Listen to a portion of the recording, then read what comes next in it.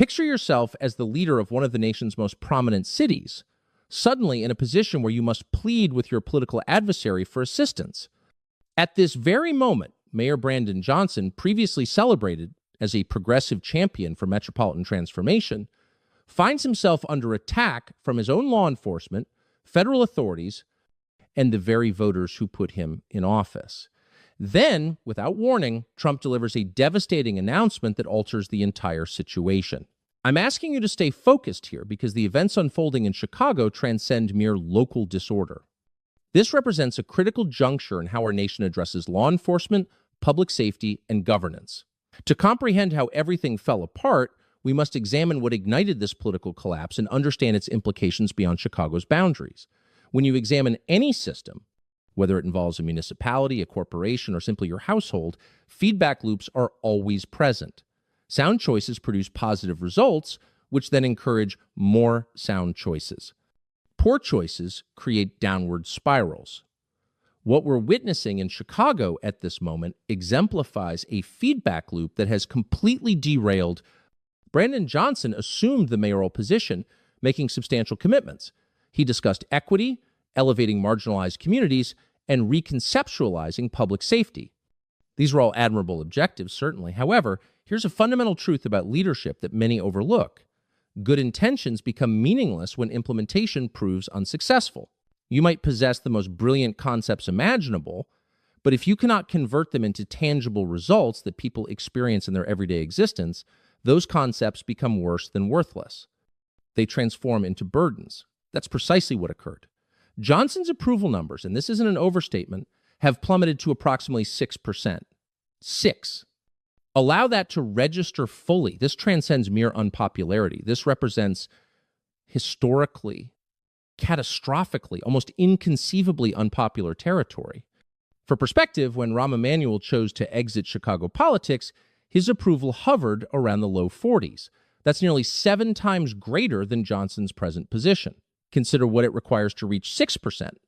This indicates that virtually nobody, not your political supporters, not the community advocates who promoted your candidacy, not even the staff members working under you, believes you're performing adequately anymore. This isn't merely a political difficulty.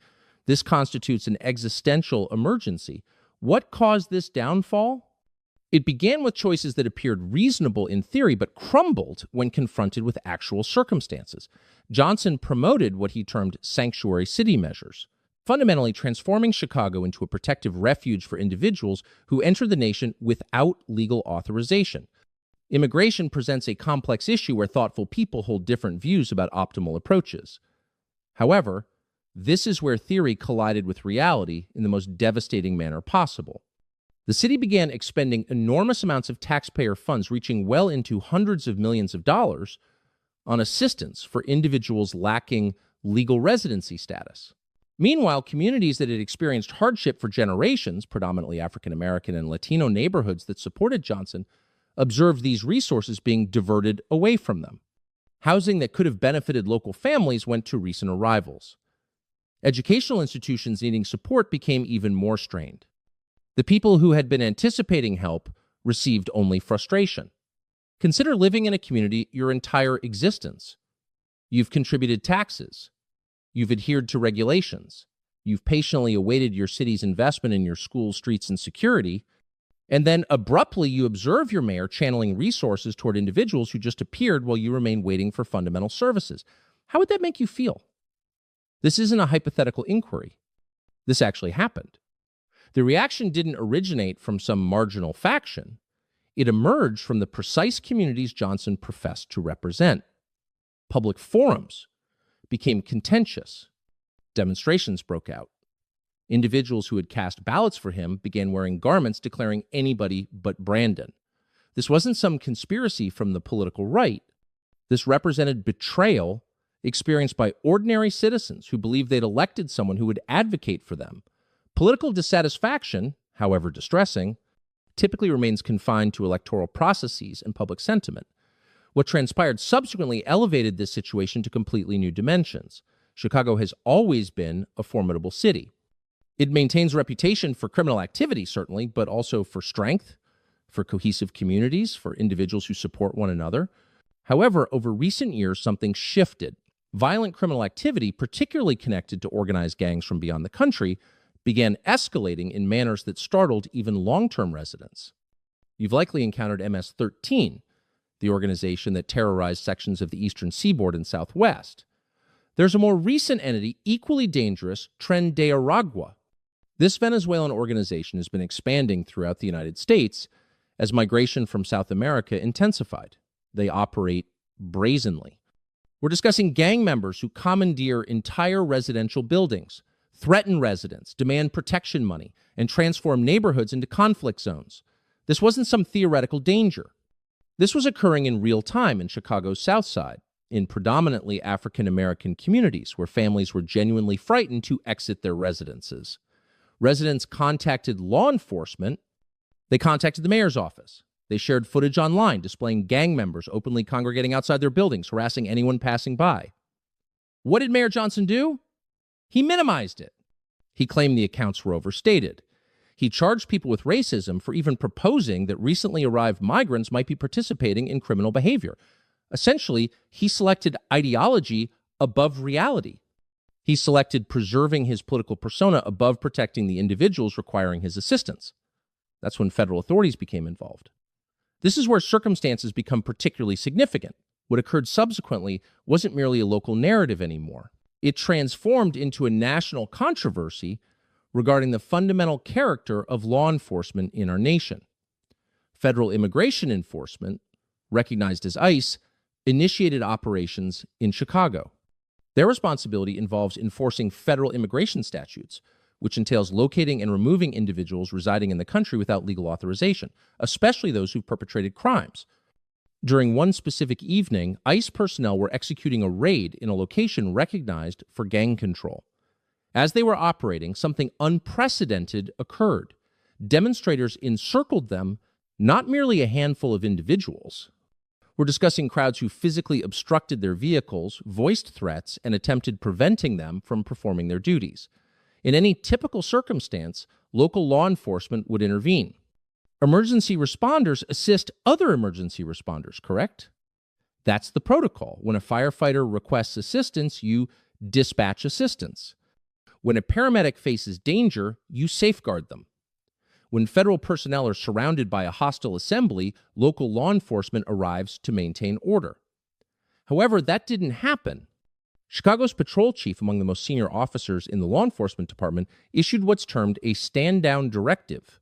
Essentially, he instructed Chicago law enforcement officers not to respond when ICE requested assistance. Can you conceive of that? Federal officers surrounded, potentially endangered, and the local law enforcement department declares not our concern.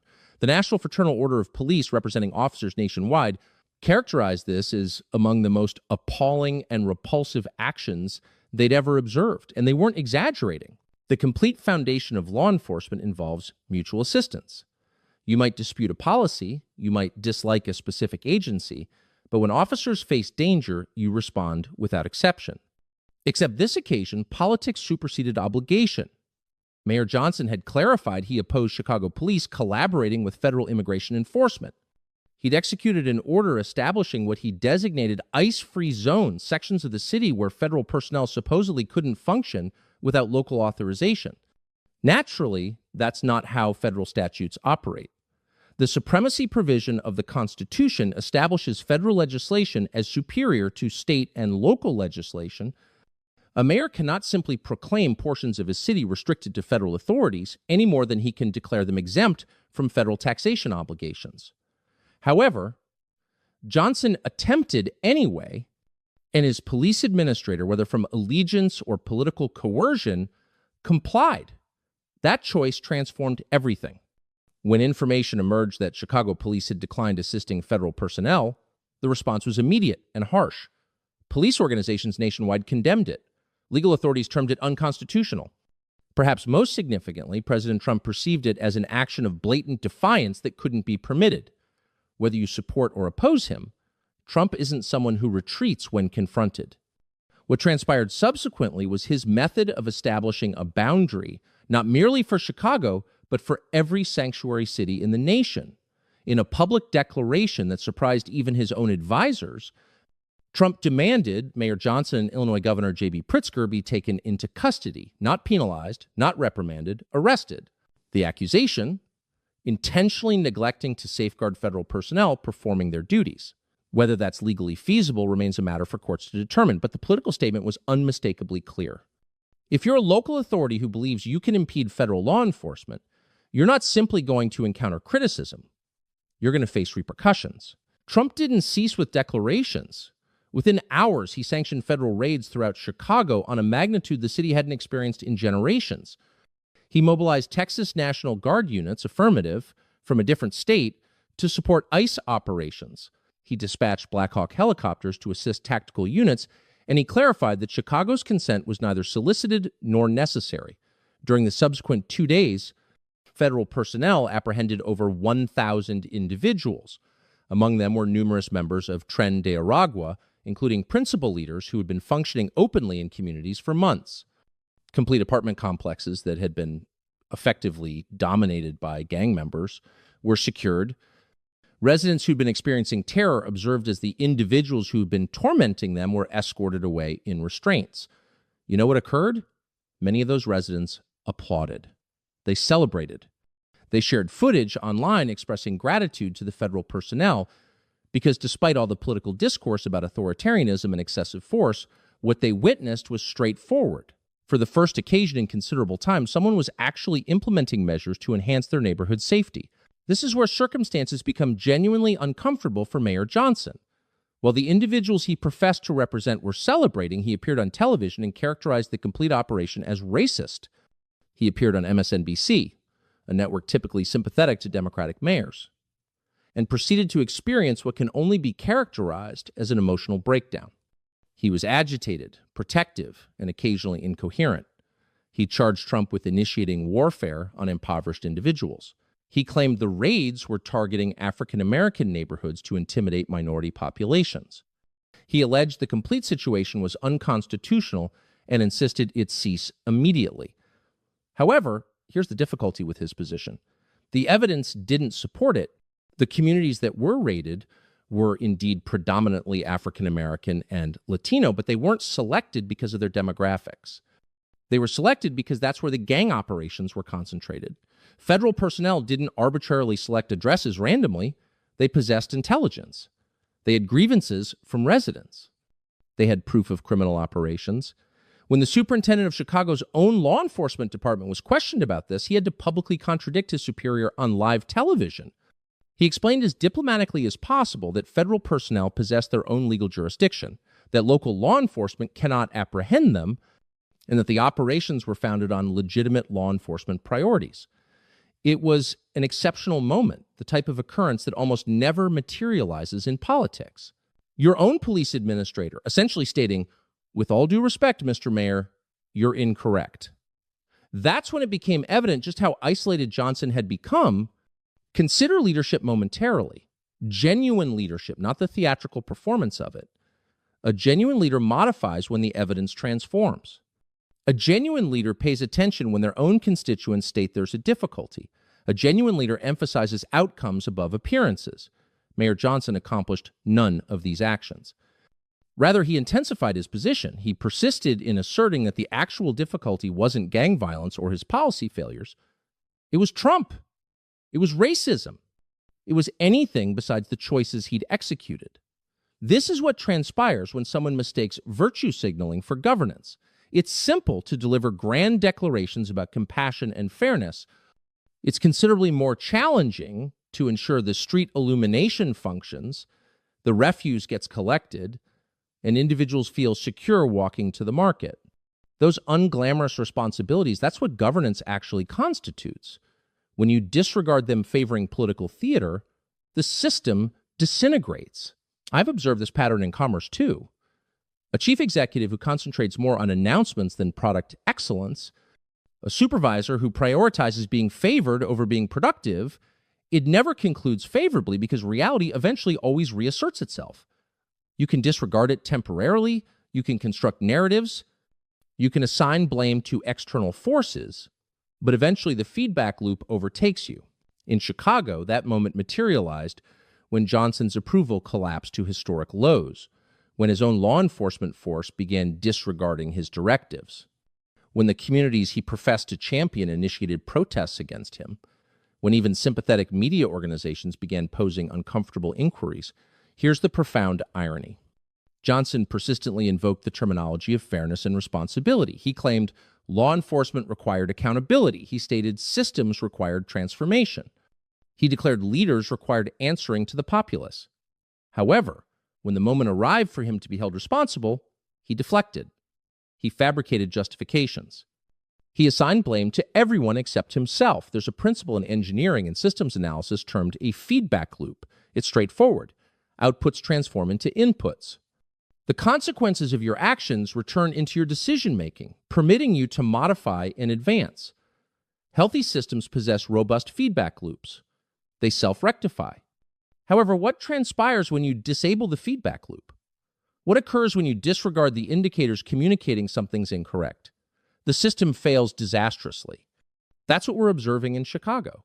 A mayor who's isolated himself from feedback, from his law enforcement, from his constituents, from reality itself. The consequence is a city experiencing crisis, a leader experiencing breakdown, and a federal government intervening to accomplish what local leadership wouldn't. You might be contemplating, how did someone get elected mayor of a significant American city without comprehending these fundamental principles? How does someone ascend to that degree of leadership while being so fundamentally unprepared for the position? The explanation reveals something significant about the distinction between the public domain and the private domain and why that distinction matters more than previously. In the commercial world, performance gets measured continuously. Sales figures, profit calculations, customer satisfaction metrics, they're all immediately there, observable to everyone. If you're managing a corporation and your performance declines, you don't get to justify it away with good intentions. Your board poses difficult questions. Your investors require change. If you cannot deliver outcomes, you're dismissed. However, in government, the regulations are entirely different. Politicians can fail upward in manners that would be impossible elsewhere. You can supervise declining educational institutions, increasing crime, deteriorating infrastructure, and fiscal catastrophe. As long as you articulate the appropriate things, you can maintain your position for years. Brandon Johnson exemplifies this perfectly. Prior to becoming mayor, he was a county commissioner and a teachers union coordinator. Perfectly legitimate positions. However, here's the matter. Those roles never demanded he manage anything at magnitude. He never had to operate a large organization. He never had to meet payroll for thousands of employees. He never had to reconcile a multi-billion-dollar financial plan. He never had to execute the type of difficult decisions where someone's always going to be dissatisfied. What he did possess was the capacity to deliver speeches, to discuss principles, to present himself as the candidate of transformation. In a political environment where those abilities matter more than management experience, that was adequate. However, once he assumed office, that inexperience manifested immediately. Nowhere was it more evident than in how he addressed criticism. During one press conference, Johnson attempted defending his record by referencing crime statistics. He stated that homicides were reduced by something like 30 to 35% compared to the prior year. He presented this as a significant accomplishment, something Chicagoans should celebrate. Consider that for a moment. Imagine you employ a security corporation to safeguard your community, and at the year's conclusion, they approach you and state, "Excellent news. Only 600 or 700 individuals were killed this year rather than 900. We should be celebrating." Would you celebrate? Would you believe that corporation had performed adequately? Obviously not. You'd respond, wait a moment. Hundreds of individuals still perished. Families were still devastated. Communities are still traumatized. The fact that it's less than last year doesn't indicate the difficulty is resolved. However, that's the mentality of someone who's never had to satisfy genuine performance standards. In the private domain, if you're in cybersecurity and breaches decline by 35%, you're not receiving a reward, you're being terminated. The standard is protecting individuals, not merely failing slightly less than you did previously. This is what occurs when you spend your complete career in environments where there's no genuine accountability. Where financial resources originate from taxpayers, whether you perform adequately or not, where your employment security depends more on political affiliations than on outcomes, you begin believing that mediocrity constitutes excellence, that marginal advancement deserves recognition, that good intentions matter more than results. The individuals who suffer They're not politicians or bureaucrats.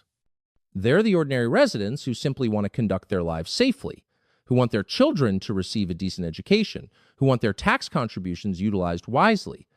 In Chicago, those individuals, especially in the African American and Latino communities that had been Johnson's strongest supporters, initiated speaking out.